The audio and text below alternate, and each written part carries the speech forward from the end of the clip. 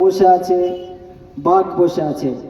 আর একবার তকবীর দেব এত উচ্চ কণ্ঠে। যদি একজন নারী তকবীর দিয়ে, আপনারা জানেন যে পর্দা নিয়ে যখন হামলা হয়েছিল, শুধু তকবীর দিতে দিতে চলে গেছে, সেই তকবীরের ধ্বনিতে শয়তান দুষ্টু কাফিরের দলেরা তারা পিছিয়ে পড়তে বাধ্য হয়েছে। আর আমরা ইমানদার কলমা পড়নেওয়ালা, আমাদের তকবীরের ধ্বনিটা একটু উঁচু হবে না? নারায়ে তাকবীর, নারায়ে তাকবীর। আমার দিনদার বাবাজিরা, ভাইরা, আমার পূর্বে মুফতি সাহেব কথা বলেছেন অল্প সময়, তারপরে আরেকজন আপনাদের কৃতি সন্তান, আমাদের এলাকারই সন্তান। তো ভাই অনেক মূল্যবান কথা হাদিস এবং কোরআনের উদ্ধৃত দিয়ে বলে গেছেন। আল্লাহ পাক তানাকে কবুল করুক এবং তানার লক্ষ্যস্থানে পৌঁছে দিক। সকলে বলি আল্লাহুম্মা আমিন। এবং আরও পিছনে যারা ওলামা ইকরামগণ আছেন, বক্তব্য রাখবেন, তাদের সকলকে আল্লাহ পাক যেন কবুল করেন, বলি আল্লাহুম্মা আমিন। আমি অনুরোধ করব, রাস্তাঘাটে যে সমস্ত যুবক ভাই দোকানে রাস্তাতে ভিড় করছো, ভাই আমি তোমাদেরকে বলবো, আমার বলতেও খারাপ লাগছে, আপনাদের শুনতেও খারাপ লাগবে, কারণ আপনাদের স্মৃতিশক্তি সবই ঠিক আছে, আপনারা কোনো গায়ের কম নয় যে এই মজলিসকে বোঝেন না, দিনকে বোঝেন না, জানেন না, সবই বোঝেন, জানেন। সেই জন্য বহু সময় বহু জায়গাতে কাটিয়েছেন। সেজন্য মেহেরবানি করে আজকের এই মজলিসে আসার জন্য আমি একবার অনুরোধ করছি, আমার তরুণ জোয়ান যুবক ভাইয়েরা, তোমরা মেহেরবানি করে এক এক করে এই পবিত্র মজলিসে চলে এসো ভাই। কারণ এই মজলিসটা সাধারণ কোনো মজলিস নয়। এই মজলিসে বসলে আপনার আমার আখিরাত পরকাল উভয় কালেই আমাদের কামিয়াবি হওয়ার একটা রাস্তা আছে, দিক আছে, সম্ভাবনা রয়েছে। যদি আমরা সহি নিয়তে ইখলাসের সহিত এসে যদি আমরা বসি, শ্রবণ করি এবং শোনার সাথে সাথে যেন আমরা আমল করি। আমরা সকলে শোনার সাথে সাথে আমল করার চেষ্টা করব ইনশাআল্লাহ। আল্লাহ পাক আমাদের কবুল করুক। এবং আমি গুনাহগার, আমার যোগ্যতা কিছুই নেই, আমি আল্লাহর এক নগণ্য নালায়েক বান্দা। আল্লাহ পাক যেন যতটুকু সময় বলাবেন, যেন তিনি কোরআন এবং হাদিসের উদ্ধৃত দিয়ে দিন সম্পর্কে আলাপ আলোচনা করার তৌফিক দান করেন। সকলে বলি আল্লাহুম্মা আমিন। আলহামদুলিল্লাহ, আলহামদুলিল্লাহ নাহমাদুহু ওয়া নাস্তাঈনু ওয়া নাস্তাগফিরুহু ওয়া নাউযু বিল্লাহি মিন শুরুরি আনফুসিনা ওয়া মিন সাইয়্যাতি আমালিনা মান ইয়াহদিহিল্লাহু ফালা মুযিল্লা লাহু ওয়া মান ইউদ্লিলহু ফালা হাদিয়া লাহু ওয়া নাশহাদু আন লা ইলাহা ইল্লাল্লাহ ওয়াহদাহু লা শারীকা লাহু ইয়া আইয়ুহাল্লাযীনা আমানু সাল্লু আলাইহি ওয়া সাল্লিমু তাসলিমা। আল্লাহুম্মা সাল্লি আলা, জোরে জোরে, ওয়া আলা আলি সাইয়্যিদিনা।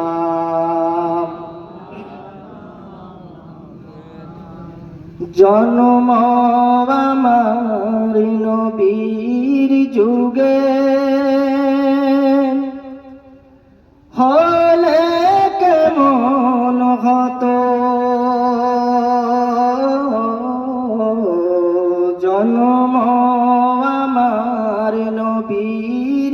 যুগে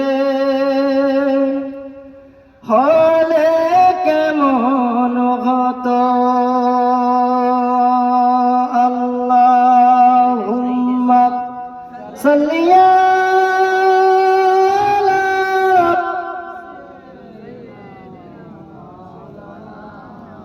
وعلى آل سيدنا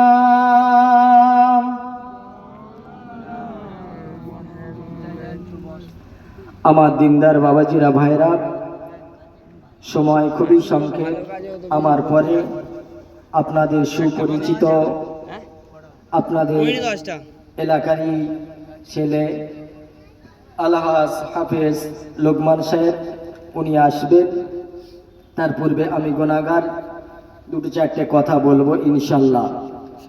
আজকের এখানে যে আমরা বসেছি, আমার কথা একটু খেয়াল করবেন, আমার বলার সাথে সাথে একটু কথা বলার চেষ্টা করবেন তো ইনশাল্লাহ। আমরা যে এখানে বসেছি, এখানে বসার আমাদের উদ্দেশ্য কি?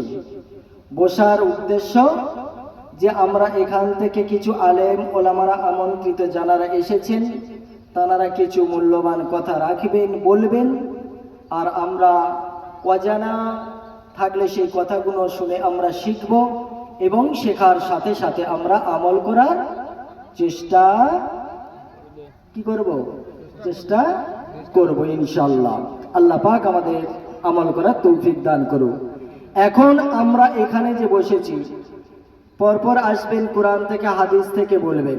কোরআনকে আমরা চিনি, বুঝি? কোরআনকে আমরা চিনি? কোরআন কত পারা বলুন তো? কোরআন 30 পারা। এখন যদি কোরআন সহজ না কঠিন, আমার কথার উত্তর দেবেন। কোরআন সহজ না কঠিন বলতে পারবেন? কোরআন বলছে, কোরআনকে যদি প্রশ্ন করা হয়, ও কোরআন তুমি সহজ না কঠিন, কোরআন তার উত্তর দেবে না দেবে না। এর উত্তর কোরআনে আছে।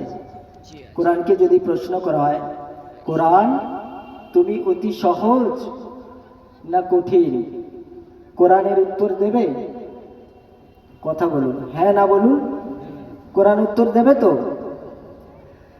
কোরআনকে যদি প্রশ্ন করা হয়, ও কোরআন তুমি সহজ না কঠিন, কোরআন সাথে সাথে বলছে কি দেখুন, কোরআন বলছে ওয়ালাকাদ ইয়াসসারনাল কুরআনা লিযিকরা। কোরআন আল্লাহ পাক বলে দিয়েছেন, কোরআন আমি তোমাদের জ্ঞানের জন্য, তোমরা জ্ঞান অন্বেষণ করার জন্য আমি কোরআনকে এত সহজ করে দিয়েছি। কোরআনটা শুধু শবে বরাতের দিনে পড়ার জন্য নয়, পাড়ার জন্য নয়, বিশেষ করে আমাদের এলাকায়, মহল্লায়, আমাদের সমাজে, আমাদের মধ্যে এমনটা হয়ে গেছে যে কোরআনটা বছরে একবার, দুইবার, তিনবার বিশেষ করে খাস করে পড়া হয় না। হয় না? জোরে বলেন। শবে বরাতে, 27-এ, আর কবে? কথা বলেন। দিন নির্ধারিত করে পড়া হয় না। কোরআন রাখা হয় কোথায়? সব থেকে উঁচা, যেখানে ধুল ধাল পড়ে একাকার হয়ে গেছে। কোরআনের দস্তান যখন দেখা হয় কবার, 1 ইঞ্চি 2 ইঞ্চি ময়লা পড়ে না? পড়ে না গো? পড়ে না? পড়ে না? তাহলে কোরআনটা কি ওই উঁচু মাচানে তুলে রাখার জন্য পাঠিয়েছে? কোরআনটা কিসের জন্য পাঠিয়েছে? কোরআন পাঠিয়েছে আমাদেরকে পথ গাইড স্বরূপ, পথ নির্দেশ দেখানোর জন্য, হালাল হারাম চেনার জন্য, সত্য কথা বলার জন্য, মিথ্যা থেকে দূরে রাখার জন্য, আমরা ন্যায় অন্যায় কে আমরা বিভেদ করার জন্য কোরআনটা আমাদের মাঝখানে এসেছে। সেই কোরআন যদি আমরা বুঝতে না চাই, আজকের যদি আল্লাহ তাবারক তাআলা বলেছে, বিশ্ব নবী সাল্লাল্লাহু আলাইহি ওয়াসাল্লাম বলেছে, হে আমার উম্মতেরা, তোমরা যদি দিনকে অন্বেষণ করতে চাও, দিনকে তোমরা যদি জানতে চাও, যদি তোমাদের সুদূর চীন থেকে পর্যন্ত, যদি এখান থেকে নিয়ে সুদূর চীন পর্যন্ত যেতে হয়, তোমরা সেখানে পর্যন্ত যাবে। তারপরে তোমরা কোরআনকে জানবে, দিনকে জানবে। দিন ছাড়া আপনি সাকসেস হতে পারবেন না, দিন ছাড়া আপনি সফলতা অর্জন করতে পারবেন না, দিন ছাড়া আপনি আখিরাতে স্থান পাবেন না, দিন ছাড়া আপনি কবরে গিয়ে আপনি স্বস্তি পাবেন না। দিন আপনার মধ্যে যদি না থাকে, কোরআনের জ্ঞান যদি না থাকে, দিনের জ্ঞান যদি আপনার মধ্যে না থাকে, আপনি নিশ্চিত পথভ্রষ্ট হবেন না, হবেন না? জোরে বলুন, হওয়ার সম্ভাবনা আছে না নাই? আপনি ড্রাইভার নন, আপনি যদি 4 চাকা চালান, 4 চাকার ড্রাইভার নন, যদি 4 চাকায় আপনি স্টিয়ারিং ধরেন, অ্যাক্সিডেন্ট হবে না, হবে না? এখন বলছি দিন শিখে কি হবে? যতটুকু জানি সূরা আজও পর্যন্ত জানি না, তাশাহুদ জানি না, দরুদ শরীফ জানি না, মাসুরা জানি না, তারপরেও সারা জীবন নামাজ পড়ছি, তাসবিহ কি পড়ছি, রুকুতে সিজদাতে, সেটা জানার, বোঝার, শিখে নেওয়ার কোনো আমাদের ব্যাপারই নেই। কঠিন গান আমরা শিখে ফেলছি। এই ইয়ং ছেলেরা, এদের জিজ্ঞাসা করো, যত রকমের তেলেগু মারাঠি যত জোড়ন মরণ যে গান 100 বার শুনলেও বোঝা সম্ভব না, সেই গান এরা মুখস্থ করে বসে আছে। এরা কষ্ট করে শিখে নিয়েছে। আর একটু মাত্র কয়টা তসবিহ রুকুতে সিজদাতে, আপনি বৈঠকে বসবেন তাশাহুদটা কে কে জানি হাত তুলি। লজ্জার কোনো ব্যাপার নেই। আজকের এই মজলিস করেছেন, দিয়েছেন, যে উদযাপন করেছেন জানার জন্য না আমরা না জানার জন্য গো? কিসের জন্য? জানার জন্য। তো তাহলে এখানে এসছি, আমি কিছু কথা বলি, আপনারা উত্তর দেন, অন্তত জেনে যাই, পরে জ্ঞানে আমরা গিয়ে জানতে পারি, শেখার উদ্যোগটা আমাদের মধ্যে আসে। এখানে তাশাহুদ কে কে জানি? তারপর আরো ভাইরা আছে জানি না। তাহলে আমাদের জানার প্রয়োজন আছে না নাই? আছে না নাই? সূরা ফাতিহা কে কে জানি? বিশুদ্ধভাবে, শুদ্ধভাবে? হয়তো বেশিরভাগ লোক জানবো না, তাই না? আলহামদুলিল্লাহি রাব্বিল আলামিন মালিকি ইয়াউমিদ্দিন ইয়াকা নাবুদু ওয়া ইয়াকা নাস্তাইন, এইভাবে পড়ব। সারা জীবন আপনি এইভাবে পড়বেন, আল্লাহ মেনে নেবে? সারা জীবন আপনি আপনার সংসার করবেন, আর স্ত্রীকে বলবেন আমি জানি না, বুঝি না, খাটতে পারি না, মেনে নেবে? হয়? তা জানার প্রয়োজন আছে না নাই? জানবো ইনশাল্লাহ। আল্লাহ পাক যেন আমাদের জানার তৌফিক দান করে, বলি আল্লাহুম্মা আমিন। আল্লাহ যা করে ভালোরই জন্য, সেজন্য আজ থেকে তওবা ইস্তেগফার করে নেন, যে আমরা যা কিছু পিছনে ঘটে গেছে, যা হয়েছে, যা হচ্ছে, সবই ভালোর জন্য। একটা এক্সাম্পল, একটা ছোট্ট গল্প বললে বুঝতে পারবেন। একজন বাদশাহ আর একজন মন্ত্রী।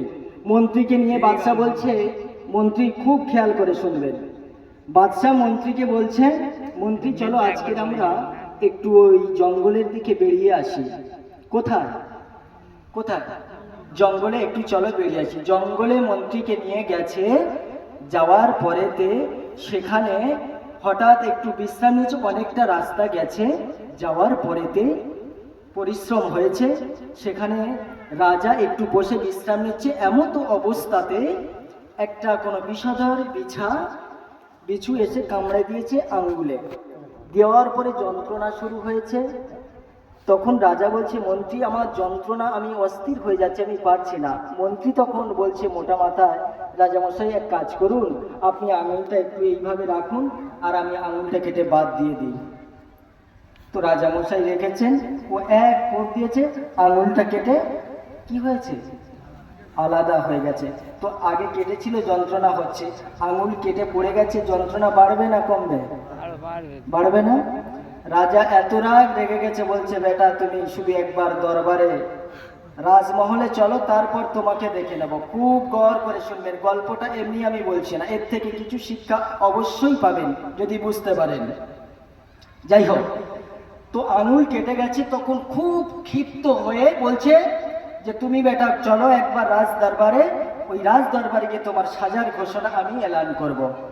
রাজা কোনো রকমে ব্যান্ডেজ করে চলে এলেন, এসে বলছে এই যত সৈন্য সামন্ত আছে সবাইকে ডাক দিলেন, বলছে এই মন্ত্রীকে এখনই 3 বছরের কারাদণ্ড দেওয়া হলো, একে কারাবদ্ধ করা হোক। তাকে কারাবদ্ধ করা হলো, জেলখানায় আবদ্ধ করা হলো। করার পরে আবার 1 মাস 2 মাস 6 মাস চলে যায়। কিছুদিন পরে আবার রাজার শখ হলো, আমি একা একটু জঙ্গলের দিকে যাই, বড় গরম পড়েছে, একটু ওখানে ঠান্ডা আছে, গাছের বৃক্ষের ছায়া, ওখানে গিয়ে একটু বিশ্রাম করি, একটু পরিবেশটা সুন্দর, একটু দেখে আসি।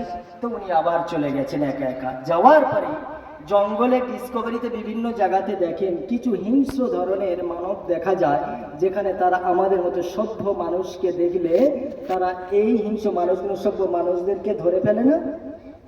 তো রাজাকে দেখে তারা ধরে ফেলেছে, মাথায় টোপর আছে, ঘোড়ার গাড়ি নিয়ে গেছে, ধরে ফেলেছে।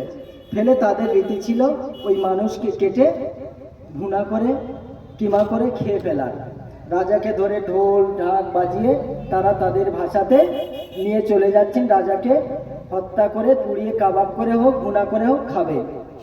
কিন্তু একটা নিয়ম আছে যে তারা ওই মানুষকে খাবে যে মানুষের কোনো কি নেই, খুঁত নেই, যে মানুষের কোনো খুঁত নেই। তো রাজার মাথা থেকে চেক করা শুরু করলো, চেক আপ হচ্ছে হতে হতে সব দেখতে দেখতে দেখে বেটার একটা আঙুল নেই। কি নেই বুঝতে পারছেন? আঙুল নেই। তখন তাদের যে মন্ত্রী বলছে চলো একে ছেড়ে দাও, একে খাওয়া যাবে না, এর মধ্যে কি রয়েছে, খুঁত রয়েছে। কোরবানি দিতে গেলে গরুর শিং ভাঙা হলে, কান কাটালে, কানা হলে কোরবানি চলে। তো ওদের ওই নিয়ম আছে, মাল খেতে গেলে কানা খোঁড়া চলবে না, এর ছেড়ে দিতে কোনো রকমের সব ফেলে রেখে ছুট। শুধু দরবারে এসে হাঁ পাচ্ছে আর বলছে মন্ত্রীকে ডাকো। মন্ত্রী ডেকে বলছে কি ব্যাপার, আমার তো 3 বছর হয়নি, আপনি আমাকে ডাকলেন কেন? বলছে মন্ত্রী একটা গল্প আছে, একটা কথা আছে, আজকে তোমার জন্য আমি প্রাণে বেঁচেছি। বলছে কেন? বলছে আজকের যদি আমার আঙুল থাকতো তাহলে আর আমি আজকের ফিরে আসতাম না তোমাদের সম্মুখে, আমি চিরতরে চলে যেতাম। আজকের এই খুঁত থাকার জন্য আমি বেঁচে গেছি। তা বাঁচলো কার জন্য? কার জন্য বেঁচেছিল? তো আল্লাহ যা করে কিসের জন্য? ভালোর জন্য।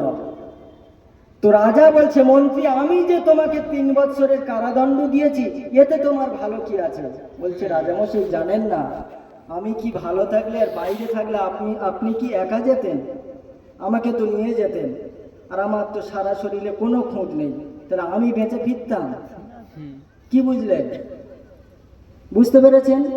আল্লাহ যা কিছু করেন হাযা মিন ফাদলি রব্বি, যাহা কিছু হয় কার ইচ্ছায়, জোরে বলুন, কার ইচ্ছায় হয়? যাহা কিছু হয় সবই আল্লাহ পাকের ইচ্ছাতেই হয়। তো কোরআনকে এভাবে পরপর প্রশ্ন করুন, কোরআন তুমি সহজ না কঠিন, কোরআন বলে দেবে। কোরআন বলবে তুমি মুমিনের জন্য কিরূপ, কোরআন বলে দেবে। কোরআনকে প্রশ্ন করুন, কোরআন তুমি কবে এসেছো, কোরআন বলে দেবে। কোরআনকে বলে প্রশ্ন করো, কোরআন তুমি কোন রাতে এসেছো, কোরআন বলে দেবে। কোরআনকে প্রশ্ন করো, কোরআন তুমি কতদিন ধরে এসছো, কোরআন বলে দেবে। কোরআনকে যা কিছু প্রশ্ন আপনি করবে এমন কোন আপনার প্রশ্ন মনের মধ্যে নেই যে উত্তরটা কোরআনের মধ্যে নেই। সব কিছু আপনার দৈনন্দিন সময়ের জীবনের সেই শুরু থেকে নিয়ে কিয়ামত পর্যন্ত যা কিছু হবে সব কিছু কোরআনের মধ্যে আমার আল্লাহ পাক সব কিছু জানিয়ে বুঝিয়ে দিয়ে গেছে। কার উপরে অবতীর্ণ হয়েছিল গো? কোরআন কার উপরে অবতীর্ণ হয়েছিল? এদিকে তাকান আমার সোনা ভাইয়েরা, তরুণেরা, জুয়ানা, যুবকেরা, কোরআন কার উপরে অবতীর্ণ হয়েছিল? বিশ্ব নবী সাল্লাল্লাহু আলাইহি সাল্লামের উপরে। আল্লাহর নবী কি অনেক ধনী ছিল? অনেক অর্থ সম্পদের মালিক ছিলেন? তিনি অনেক বড় লোকের কোনো সন্তান ছিলেন? ছিলেন না। একেবারে তিনি অসহায়, তিনি এতিম, তিনি অসহায়, অল্প বয়সে মা বাপ পিতা হারা তিনি। সেই বিশ্ব নবী সাল্লাল্লাহু আলাইহি ওয়াসাল্লাম তিনি আমাদের আদর্শ, আমাদেরকে সব কিছু জানিয়েছেন, বুঝিয়েছেন। আমরা সেই মতাদর্শের উপরে চলার চেষ্টা করব ইনশাল্লাহ। সেই নবীর কিছু ঘটনা আমি বলি যে তিনি কত কষ্ট পেয়েছেন, কত ব্যথা পেয়েছেন, তারপরেও তিনি দিনকে ছাড়েননি। যে নবীর কোনো গোনা নেই, যে নবীর কোনো রকমের কোনো ত্রুটি নেই, সে নবী পর্যন্ত রাতের অন্ধকারে যখন তাহাজ্জুদের নামাজে দাঁড়াতেন, এত দাঁড়াতেন, এত লম্বা দাঁড়াতেন, এত দীর্ঘ সময় দাঁড়াতেন, এত সময় দাঁড়াতেন যে আমার নবী পাক সাল্লাল্লাহু আলাইহি ওয়াসাল্লামের পাটা ফুলে ফেটে যেন আস্তে আস্তে করে রস ঝরে ঝরে পড়তো।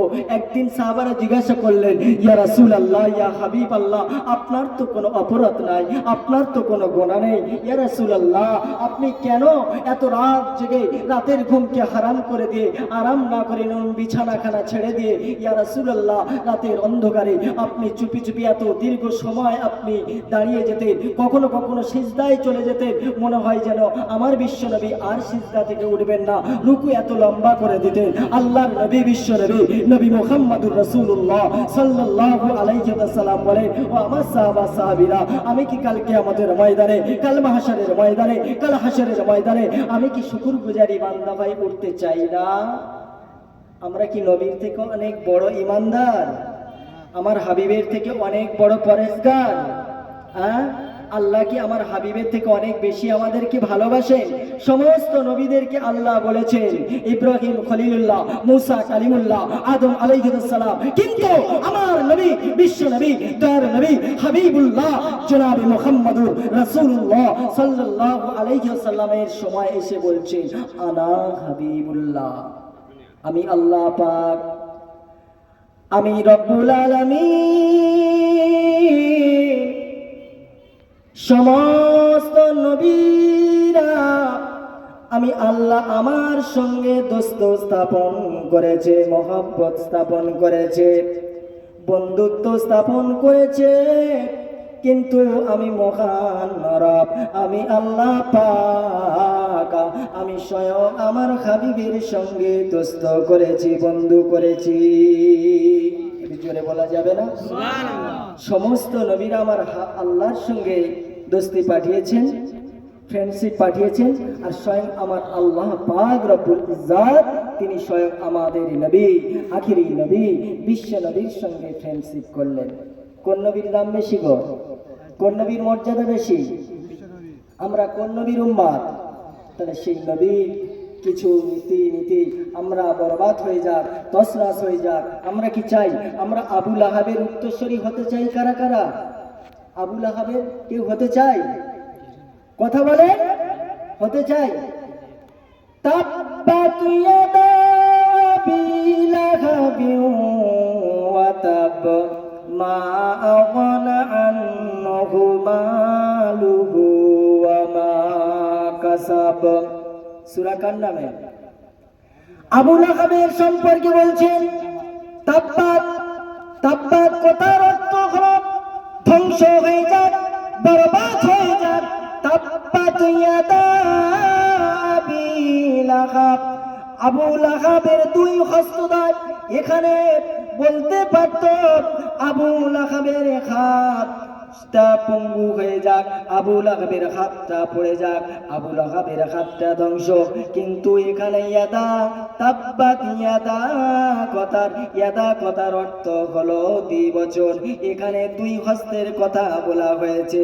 তাব্বাত ইয়াদা, আবু লাহাবের দুই হস্ত ধ্বংস হয়ে যাক, আবু লাহাব নিজেও ধ্বংস হয়ে যাক। আবু লাহাবকে কেন ধ্বংসের জন্য বললেন? আবু লাহাব তার জবানের দ্বারাতে, তার দুই হস্তের দ্বারাতে আমার হাবিবকে কষ্ট দিয়েছে। আমরা যদি আবু লাহাবের উত্তরসূরি না হই, তাহলে আমরা আমাদের জবান দ্বারা, আমাদের কর্ম দ্বারা, আমাদের দোষ দ্বারা, আমাদের হাত দ্বারা, আমাদের ব্যবহার দ্বারা, আমাদের আখলাক দ্বারা যেন কোনো জাতি, কোনো মুমিন ভাই, আমাদের আত্মীয় স্বজন, আমাদের প্রতিবেশী আলবর্গ কেউ যেন কষ্ট না পেয়ে থাকে। আপনার জন্য যদি, আমার হাতের দ্বারাতে যদি আপনি কষ্ট পেয়ে যান, আপনাদের ব্যবহারে যদি আমি কষ্ট পেয়ে যাই, আপনাদের ব্যবহারে যদি আপনার ভাই, আপনার প্রতিবেশী, আপনার আত্মীয় স্বজন কষ্ট পেয়ে থাকে, তাহলে তাব্বাত ইয়াদা আবি লাহাবিন ওয়া তাব। আবু লাহাবের উপরে যেমন বদদুয়াটা এসেছে, আবু লাহাবের উপরে যেমন আল্লাহর অভিশাপ এসে গেছে, আবু লাহাব ধ্বংস হয়ে যাক, দুটো হস্তদ্বয় ধ্বংস হয়ে যাক, তেমন আমরা দিনের পক্ষে না থেকে থাকি, তাহলে ওই আবু লাহাবের মতো আমরা দুজকি হয়ে যাব, আমরা জাহান্নামী হয়ে যাব। জাহান্নামের আগুন আপনি সহ্য করতে পারবেন না, জাহান্নামের অগ্নি আপনার সহ্য করার ক্ষমতা রাখবেন না। কবর এত ভয়ঙ্কর হবে আব্বা, ভয়ঙ্কর হবে। কবরের আযাব এত কঠিন হবে। আপনি একটু দেখেছেন যখন কোনো কাঠকে সোজা করা হয়, যে ওই ক্লামটাকে কি বলা হয়? কাঠ সোজা করে মেশিনটাকে কি বলা হয়? ডাইস। যাই হোক, ওই যন্ত্রের মতো কবরের মাটি যখন আপনাকে শয়ন করে দেওয়া হবে, দুই পার্শ্বের মাটি আস্তে আস্তে সংকীর্ণ হয়ে আসবে, আর এই পাঁজারের হাড়টা এ পাঁজারায় চলে আসবে, এ পাঁজারের হাড়টা এ পাঁজারে চলে আসবে। আপনি সহ্য করতে পারবেন? সেজন্য যা কিছু করি না কেন, দোষ করাটা বড় কথা নয়। দোষ আপনি করা আপনার জন্য স্বাভাবিক, আমার জন্য স্বাভাবিক। দোষ করতেই পারেন, কিন্তু দোষ করার পরেতে আপনি ক্ষমা চান। আল্লাহ বলেছে ওই ব্যক্তি উত্তম যে ব্যক্তি ত্রুটি করলো, দোষ করলো, গুনাহ করলো, তারপরে আমার কাছে ক্ষমা চেয়ে নিল।